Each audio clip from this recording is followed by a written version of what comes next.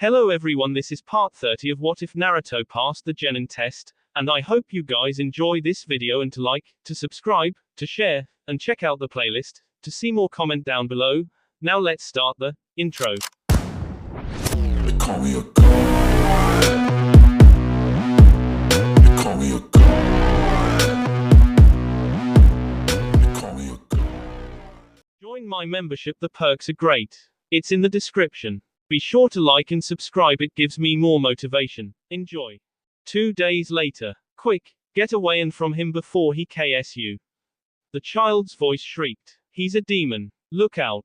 Naruto turned around to look, hearing the frightened child crying out in terror, but saw nothing. As near as the blonde Genin could tell, he was very alone, standing in the streets of Konoha in the late evening. This in and of itself was surprising, as Naruto had no memory of how he got there. There he is. Run away. The voice echoed again in high-pitched terror. Naruto turned around, looking for the source of the trouble. Confused or not, he reasoned, there was something wrong that he needed to correct. But, again all he saw was the empty street. He couldn't find a child or anyone for that matter. The wide street was deserted, aside from the stray paper bag blowing like a poltergeist in the wind. Who are you? He called into the dark. What's wrong? See. A tiny, disembossed voice said.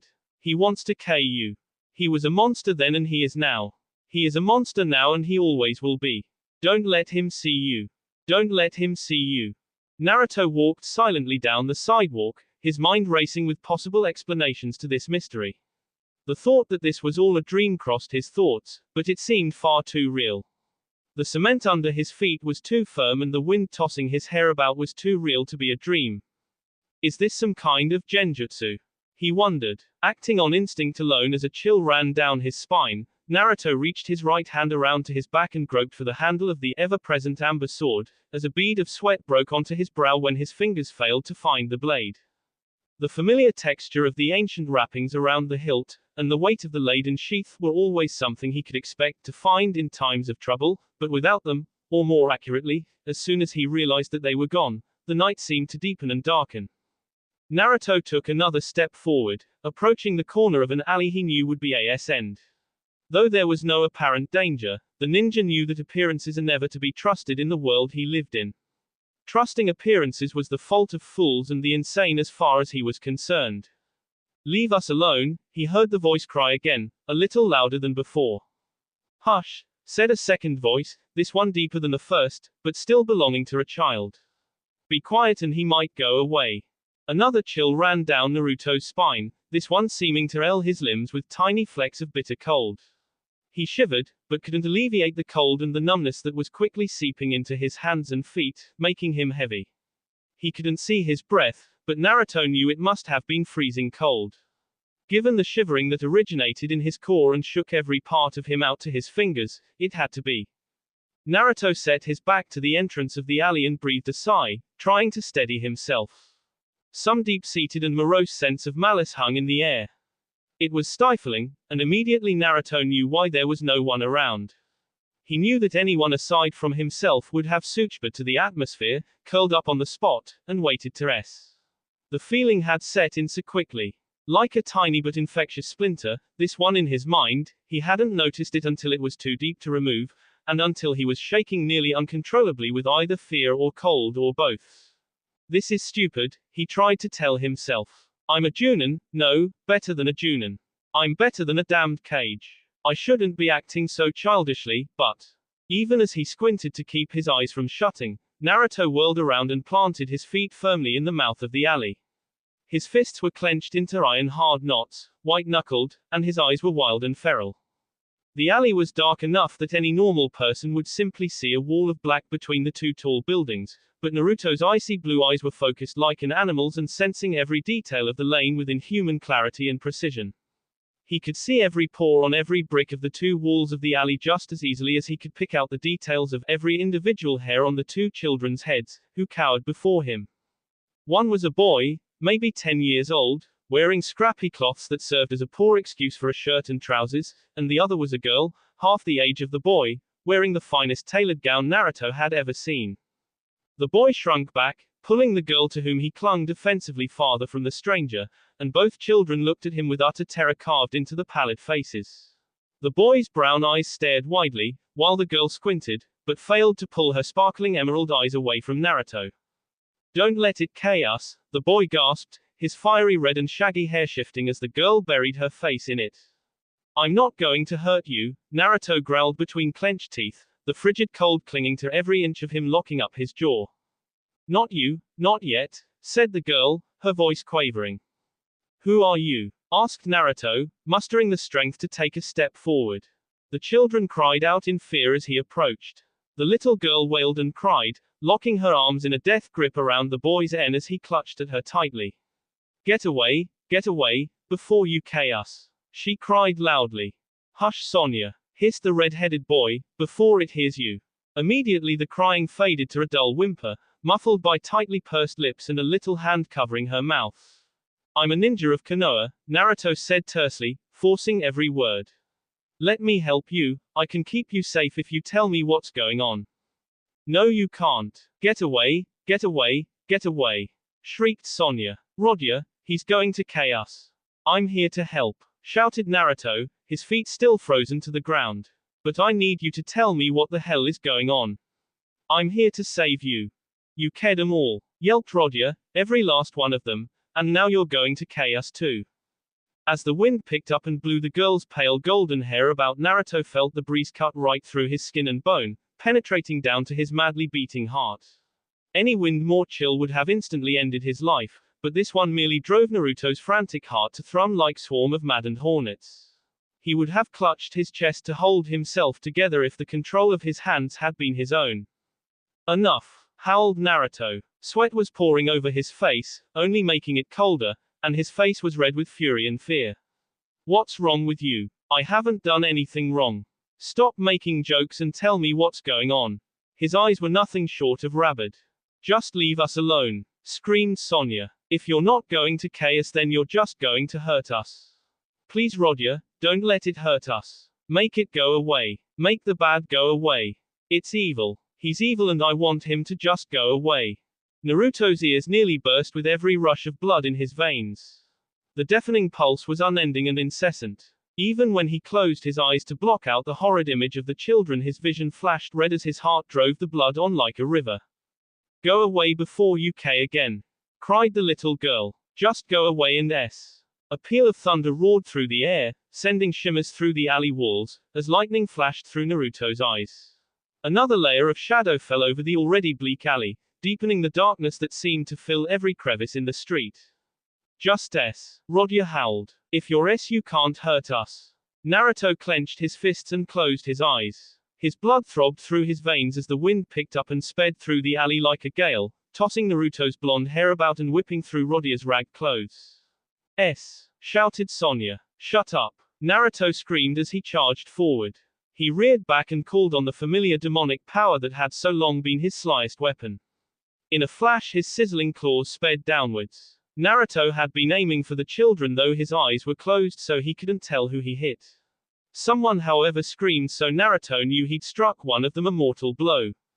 The ninja opened his eyes and saw that the little boy lay on the ground, his skull cloven like a send fruit, blood and brains smeared across the concrete and beneath Naruto's black sandal. The girl had fallen away from the corpse and now huddled against the wall, crying and screaming uncontrollably. Naruto took a step towards her, intentionally stepping on the S-boy's remains and further crushing his skull. A sickening crunch echoed through the alley as bits of gore flung out from the carnage and landed as far away as on the girl's once sparkling white dress. I told you I was here to help, bellowed Naruto, bending down and picking Sonia up by the T. He held her up in the air, his glowing fist sizzling like a pan of hot grease and charring the tender F it wrapped around. But you insisted on prolonging the problem. There was a loud crack and Sonia suddenly fell silent and stopped struggling against him.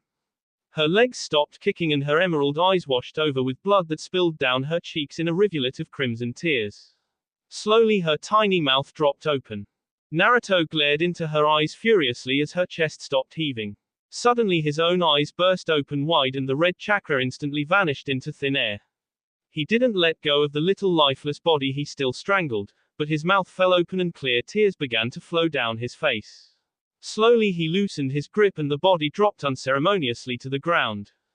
What is this? Naruto asked, his voice shaking. What is this? What kind of devilry could? Surely I didn't actually. I'm not capable of. The blonde stumbled back, his balance suddenly abandoning him, and he landed hard against one of the alley walls. His head was spinning like a dervish and his stomach was retching at the sight, smell, and taste of the carnage, for he could indeed taste every texture of the metallic odor of blood. I told you you'd chaos, Naruto heard a little voice say. See, I told you. Naruto, crouched on his hands and knees to fight the revulsion, whirled to his feet and pressed up against the wall in horror. There before him, Sonya's lifeless eyes were staring at him. She turned her head despite her broken N and pursed her lips into an innocent smile. Monster! Naruto cried, pressing up against the wall and wishing the bricks would just swallow him. You're a monster. Sonya's smile widened. But look what you've done, monster. Instantly Sony's and Rodia's boss burst into flames that raced over the bricks of the alley and up to the roofs of the buildings, but left Naruto untouched. The infernal fire burned through the whole of the abandoned village in seconds, setting everything ablaze. Naruto could only watch as all of Konoha burned down around him. What have I done? Naruto screamed above the roar of the hell he found himself in, his lungs burning with the fiery air as his mouth belched out smoke with his words. What have I done? Everything blacked out, though Naruto's scream still echoed throughout the room as he bolted up in bed, his head wrapped in the thick comforter he'd taken to sleeping in. In a fit Naruto tore, grabbed and pulled at the bedding, untangling it from around his face and threw it against the wall. His breaths were coming in long, deep gasps that made his sweat-soaked body tremor. Every muscle shook with every beat of his heart. For a long minute he sat there against the headboard, merely trying not to break down and scream again, but as time began to slip by and the tremors didn't stop, he realized sitting around wasn't going to aid in the recovery from that nightmare.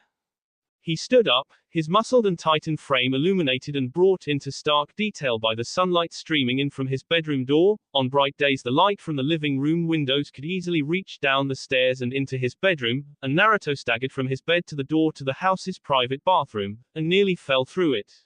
He leaned up against the corner of the shower for support and reached out to turn on the water. After a moment the stream spraying from the chrome nozzle began to steam and sputter with heat. Naruto looked at it pensively for a moment, and then turned the control handle as far to cold as it would go. He wore nothing to take off, and stepped into the shower without hesitation. In his own mind, the biting water was a nice reminder that he was still alive. What the hell was that? He wondered, as he rested his forehead against the cold tile wall.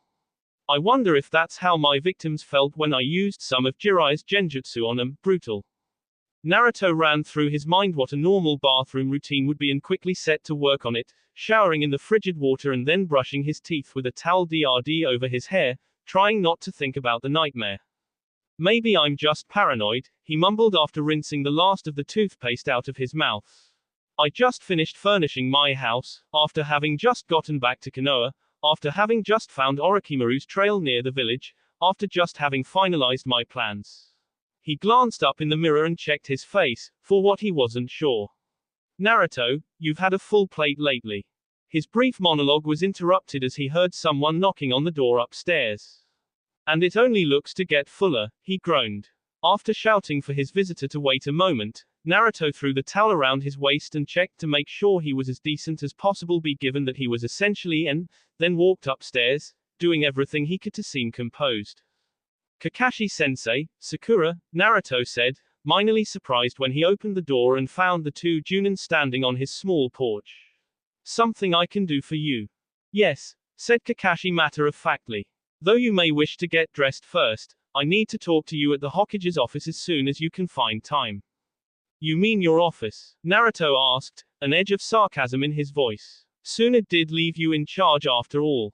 Kakashi grunted bitterly. So the news is already getting around, but no, it's not my office.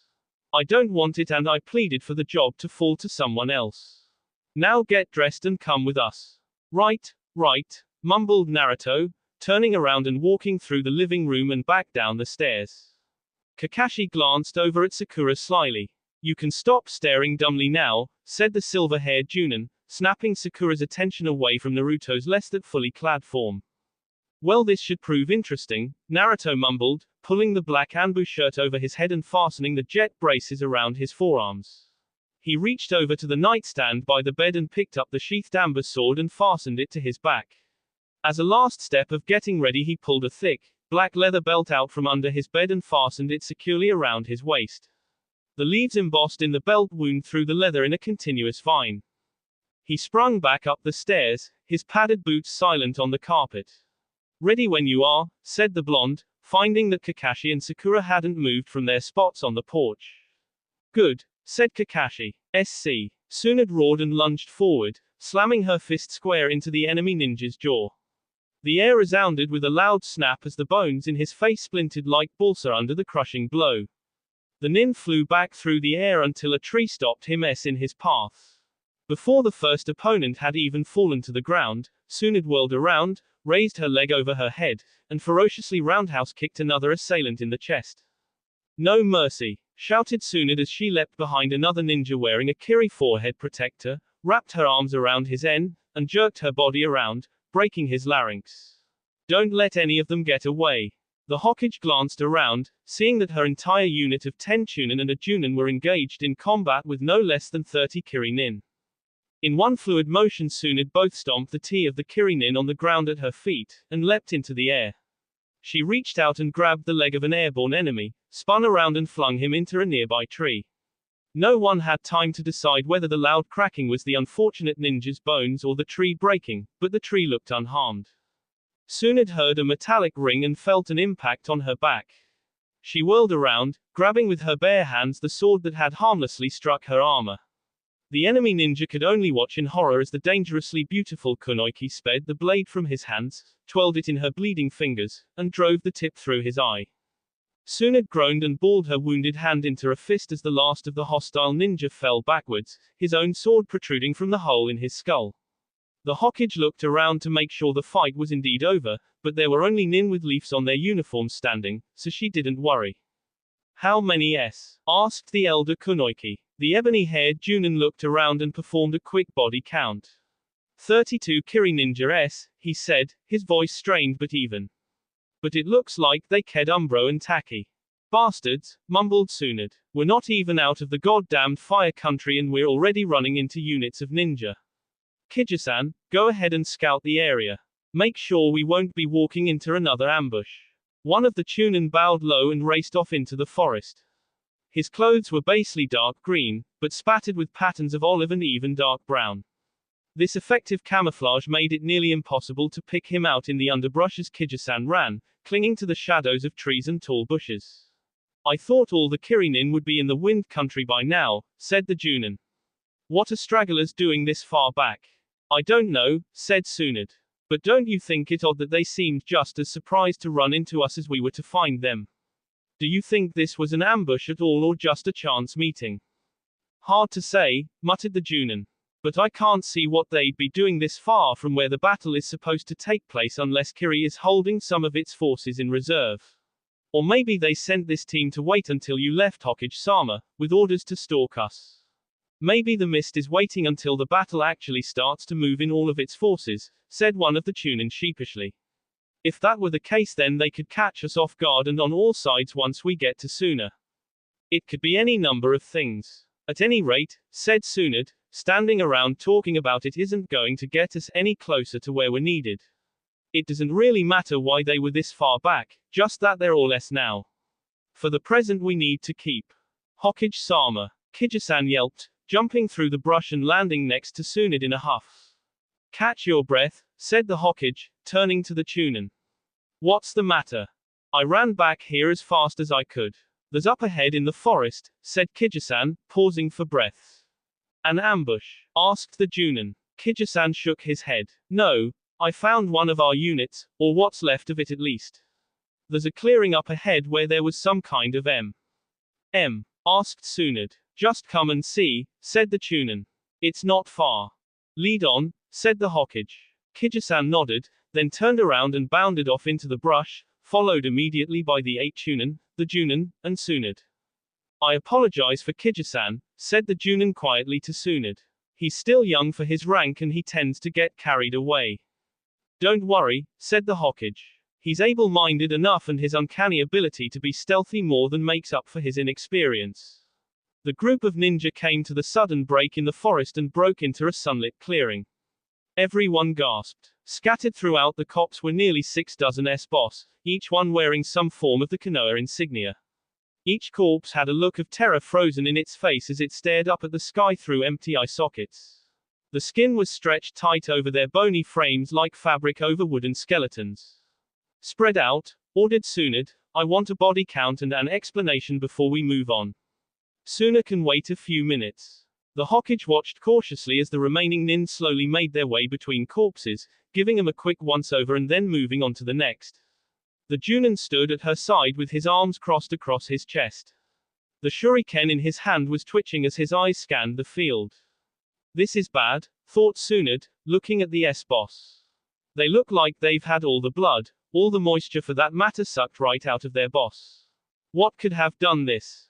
Rukuzu, said Tsunade, catching the Junin's attention. Yes, ma'am, he responded immediately. This is unlike anything I've ever seen, said the Hokage. Look at their faces. I know, said Rukuzu. What do you think did this? Tsunade glared out at all of the S-boss. I have no idea, but whatever it was attacked them all at once. And it looks like the deaths were either instant or incredibly fast. Look at how they're laying. The boss is still in the delta formations and not one of them has drawn a weapon. Also, where are the signs of a fight? There are no burn marks, no slashed up trees, no blast marks. An ambush it would seem, said Rukuzu. That much seems perfectly clear, said the Hokage, but a trap that instantly killed so many ninja. This was the largest battalion we sent out. One of the Chunin walked solemnly up to Tsunade and Rukuzu. There's not a mark on any of them, he said gravely. None of them have any apparent wounds. An attack on the spirit or mind, Rukuzu theorized. My thoughts exactly, said Tsunade. But to strike at a single mind, much less 70 minds, with an instantly mortal blow would take inhuman amounts of chakra, and to control the assault would require absolutely flawless control. To do something like this, even for a large squad of ambushers, would take years of precision training. So there's a team of elite shinobi out there, said Rukuzu, who specialize in attacking the mind. That's comforting. I don't think even Orochimaru would be capable of something like this kind of assault, said the Hokage. Not against all of them at once as the position of the boss suggests. They must have used a genjutsu to hold them in place. A genjutsu that large would take as much chakra as the attack itself, said the Chunin. I don't know, Rukuzu groaned, but we can't stand around and muse about it all day. What are your orders, Hokage-sama? Tsunade turned away from the Junin and looked over and the Chunin standing in a line off to the side of the grove. We'll continue for Suna. We'll be needed there as much as anywhere. Dispatch a note back to Konoha warning him about a possible strike team in the area, and tell Kakashi to keep the guard vigilant at all hours of the day. We've come too far to waste time turning back to hunt these bastards only to turn around empty-handed and make for Suna after the battle's already over. SC. So what's this about Kakashi-sensei? Asked Naruto. The copy nin walked around the large mahogany desk in the familiar office of the Hokage with measured steps, his hands clasped behind his back. To Naruto and Sakura both, their former master seemed unusually pensive and quiet, though little about his actions had changed and the perceived shift was more of feeling than a provable fact. Naruto, I thought you should know. Well, actually you have the right to know what plan Tsunade has in the works for you should something happen to her. Oh, probed the blonde. What kind of plans are we talking about? Large ones, Kakashi muttered. Tsunade suggested that I not tell you about this unless the situation arose and it became necessary, but I think that the simple fact that such a contingency exists is reason enough that you should know of it. Naruto, Tsunade left very specific instructions that if both she and Jiraiya are in the near future, that you are to be made Hokage. As such, you have my fullest backing on anything you deem necessary to do in the upcoming months. Naruto's eyes widened just a bit, and he failed to say anything. Sakura as well seemed stunned and glanced continually between Kakashi and Naruto for just a moment before chiming in. Well, thought the blonde, it would seem things are a little more desperate than the old woman let on initially, meaning the war is likely to get heated on every front unless I totally misjudge Tsunade's actions. That's awesome, the Kunoichi said happily, a smile on her lips. Congratulations Naruto. I'm not quite through yet, said Kakashi before Naruto could respond, drawing the attention of both Genin back to himself. There's a reason I brought you along for this, Sakura. Why's that? Asked the kunoichi. That should be obvious, said Naruto quietly, a noticeable lack of enthusiasm in his voice. If he just made me next, well, third, in line to be Hokage, he wouldn't bring you along just to watch. He turned from Sakura to Kakashi. You're going to make her next for some kind of position of authority, right? Kakashi nodded, crossing his arms and closing his visible eye. Not many people know that during times of war, the Hokage appoints a village steward, someone left in charge of the village while the Hokage leads campaigns out in the field. Well, as little as I wanted the position, Tsunade appointed me steward, and as such it is my right to choose a successor should something happen to me. Naruto glanced over at Sakura with a little smile as she stared at their former teacher. He saw exactly where this was going. So Sakura could wind up being my boss for a while, thought Naruto. That could be useful if Kakashi were to rest before something happened to Tsunade and Jiraiya. I wouldn't lose the support of the steward. Sakura, continued Kakashi, it is my opinion that you should become steward if something should happen to me before Tsunade returns from Suna. Me. The girl stammered, taken back. But, I'm not going to force the decision on you, said the copy nin when it became apparent that Sakura was going to take a second or two to answer. But I wouldn't offer you the position if I didn't think you were the best option. Why not some other Junin, said Sakura. Not that I'm not grateful, but wouldn't Guy, Kurenai, or Naruto be a better choice? Kakashi uncrossed his arms and put a hand on Sakura's shoulder. There are lots of powerful ninja who could effectively protect the village from danger in the Hokage's stead, said Kakashi, but there aren't many who show your administrative abilities and your prowess, both physically and mentally. If you'd rather I could go to someone else, but I feel that you would be best for the job. I don't know, said Sakura. I think you should go for it, said Naruto, plans swirling in his mind. Sakura glanced over at him, unsure of exactly what to say. Besides, Naruto grinned. You deserve the position, you're the best for it, and it looks like Kakashi realizes that. He wouldn't say so unless it was true. Naruto's right, said the copy nin. If I didn't honestly think you had the potential to be great, I wouldn't offer it to you. Why do you think I should? Asked Sakura, turning to Naruto quizzically. Naruto grinned again, doing his best to seem as genuine as possible. I want what's best for Konoha, he said. And that's you. Besides, odds are that we won't see any action at all and you won't have to take over as steward. As good as you'd be at it though, I'd rather it not be necessary. He glanced at Kakashi who looked at him warily but nodded in agreement. Sakura crossed her arms and looked at Naruto cautiously, though there was some bridled happiness in her eyes. You really think I deserve it? She asked. Absolutely, said the blonde without hesitation. As a smile crossed her lips, the kunoichi smiled and let her hands drop to her sides. I'll do it then, she said. Good, said Kakashi, it's official then. But really you don't need to worry, Sakura. Naruto's right and we probably won't see any fighting here in Konoha. I just wanted to make sure all the bases are covered. Understood, Kakashi-sensei, said the kunoichi. And I do appreciate your confidence in me. It's been earned, said the copy nin looking between his students. Sakura smiled to her teacher, and then turned to Naruto. So, she said, I don't suppose you'd be interested in letting me treat you to lunch. I don't know, said Naruto, taking a step back and attempting to act like he hadn't caught the flirtatious tone in Sakura's voice. I had planned on running a few patrols, by myself, around the village.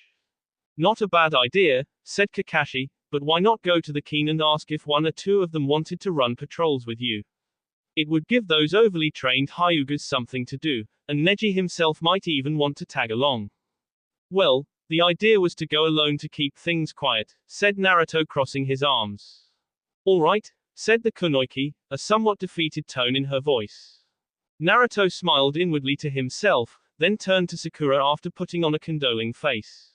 But if Sakura wants to go to lunch, he said, I suppose that would work too, though I wouldn't even think of letting her pay for anything. The joy was almost tangible as Sakura grinned and faced Naruto happily. I'd love to, she said without any further invitation. Where did you have in mind? I hadn't thought about it, said the blonde casually, but anywhere you wanted to go would be fine with me. You should probably be off then, said Kakashi smiling though his mask But Naruto, I should need to have a quick word with you in private if you don't mind. Of course Kakashi-sensei, said Naruto. Sakura, you go on ahead and I'll meet you outside. Sakura nodded, then left the office and closed the door behind her. Kakashi's smile instantly faded, and Naruto turned to face his teacher. You shouldn't encourage her if you have no plan to actually return her affection, said the copy nin darkly, not looking Naruto in the eye. What are you doing? Is this conversation strictly off the record, Kakashi-sensei? Naruto asked flatly. Of course, said the silver-haired Genin, looking at Naruto with one eye. Nothing said here will be known by anyone aside from us unless you divulge it. Good, said the blonde. Because what I'm about to tell you may come across as a little odd. Go ahead then. Kakashi-sensei, you mentioned that I would have your full backing in the upcoming conflicts, correct? I did say that, said the copy nin. Which means that I won't be sitting back with the garrison at home for much longer, I'm guessing. You plan to implement me in the field at some point. I'm going to be perfectly honest and totally open with you because I trust you, Naruto, said Kakashi. It's been the plan, ever since it was evident that war was unavoidable, to have you spearhead the vast majority of our offensive maneuvers. Soon it will be leading the army, but you will be our greatest weapon. Then my perceptions have been right from the beginning, said the blonde. Which makes it all the more clear to me that desperate measures are going to become necessary to end this war in our favor, unless by some miracle soon it completely crushes the enemy at Suna in the next few days. You're probably right, said Kakashi. No one is so naive to think that this war will be over quickly, not with Orochimaru, the fourth, and the Hyuga demon in play. Orochimaru isn't going to play nice, said Naruto. He won't fight with any kind of honor or dignity because he'll be too preoccupied with trying to destroy us by any means necessary, and I think it will only be fair if someone on our side returns the courtesy. Kakashi's eye narrowed just a bit. And you want to be the one to fight Orochimaru using his own dirty tactics? Not at all, said Naruto. And I'm only saying this much because I have your full backing and trust. I don't want to fight dirty, but I think I'm the only one who will be willing to. Jiraiya is too set in his ways, and Tsunade is too concerned with politics to do what is necessary, which leaves me to take the fight to the enemy's people. What are you saying? Asked the copy nin. I'm saying, said Naruto carefully, that if I feel it is necessary, I won't hesitate to strike directly at the heart of the enemy's war effort. I won't be afraid to sneak in behind their borders and burn their villages, civilian and ninja alike, to the ground along with everyone inside them. Obviously that might compromise my popularity, which is why I'm acting this way to Sakura. You think that if you do what you have to end the war that it will make you look bad, and so you want someone as powerful as the steward on your side to back you up, clarified Kakashi. Exactly, nodded Naruto. And you said I had your full support, which means that as long as you're here I'm in the clear, but if something should happen to you, pardon if I sound cold, but I want someone who I know likes me to take your place. Sakura has obviously infatuated herself with the notion that she and I can become romantically involved, which makes her the perfect one to take your place, though I'd rather that not become necessary. Granted, it will have to be a gradual process, but I don't doubt that with a little encouragement, her infatuation will blossom completely. Kakashi closed his eye and chuckled to himself for a minute as Naruto leaned back against the wall and crossed his arms. Damn, muttered the older of the two Genin. Damn Naruto, what happened to that innocent little kid who left Konoha 3 years ago? Naruto shrugged nonchalantly. He grew up and realized that the world doesn't fight fair. 3 years hunting Orochimaru will teach you that real quick. It shows you that if you really want to protect anything worth protecting, you have to be willing to get dirty in the process. Kakashi smiled beneath his mask. I don't know whether or not I should be disgusted with your attitude, Naruto, he said. But regardless, I know exactly what you're saying. I tried to tell the fourth during the last war exactly what you're telling me now, but because he wouldn't listen, and insisted on fighting properly, the war dragged on longer and longer and a lot of innocent people SD. So do I still have your support? Asked the blonde levelly. Absolutely, said Kakashi. I may strongly disapprove of playing with another person's emotions, but sometimes evils are necessary to accomplish greater goods. Wouldn't you agree? I would, said Naruto. But if you'll excuse me, I'm late for lunch with Sakura. By all means, said the copy nin as Naruto crossed the room and opened the door and walked out into the hallway. However, Naruto, I must warn you, if I feel you're endangering Konoha with your actions. Naruto stopped short of closing the door behind himself. You'll stop me, he said quietly. The Nin nodded once. By any means necessary. But unless we reach that point, I'll support you. Understood, said Naruto, stepping out of the room and shutting the door. Kakashi waited until he was sure that both his Junin students were nowhere around, before he walked around the desk and collapsed in the chair. Hell, he muttered, desperate situations do indeed call for desperate measures, but why did it have to come to measures like this? Subbing people in the back, fighting using dirty tricks, manipulating people's emotions, he ran his fingers over the mahogany top of the desk. But then again, Tsunade doesn't realize just how dire things are likely to become very, very soon, and if she did, she wouldn't have the heart to do what it takes to win at all costs. On the other hand, Naruto has just shown me that he has the will to act, and a loyalty to Konoha above everything else. Perhaps he does know what he's doing after all. Naruto very well may be just the kind of person we need to lead us to victory, he continued musing to himself. If he can lead an army half as well as he can manipulate, we may still have a shot at this. We can win this and save hundreds or thousands of innocent leaf and sand lives if he's allowed to fight Orochimaru on his own terms. Kakashi stood up, new energy beginning to flow back into him. That settles it then. Naruto has to have my support. He has to have Tsunade's support, and most of all, he needs to have the freedom to do what's necessary, no matter how underhanded it may be. No matter what he chooses to do, as long as it's for the good of the village. Kakashi was more fervent now, pacing back and forth. Naruto has to have the freedom to act, and I need to secure him that freedom. This may be a long shot, but it might just be worth it. Standing outside in the hall, motionless, perfectly still and not so much as daring to breath, Naruto pressed his back to the wall and listened intently to every word Kakashi was saying. A small grin crossed his face, and when he heard his old sensei set busily to work writing on a scroll, he turned and began walking down the hall. Finally, thought Naruto, closing his eyes and letting a wide grin split his face from ear to ear, baring his sharp teeth like a predator. Finally I can go after that thing bastard of a snake the way I have to. Finally I can out his heart and make him watch as it stops beating. I can at last make him suffer so much he'll beg for the relief of hell. Naruto couldn't stop himself. He began to laugh, a deep and rolling chortle that grew steadily louder until he had to cover his mouth to muffle the volume for fear of someone hearing. The blonde held his lips firmly closed and pressed one hand up against his belly, trying to suppress the laughter that forced him to blush. Finally, he said once the laughter had calmed enough for him to speak. It's finally time. That will be all for this video. Be sure to like, subscribe, share, and comment down below for more videos. Goodbye.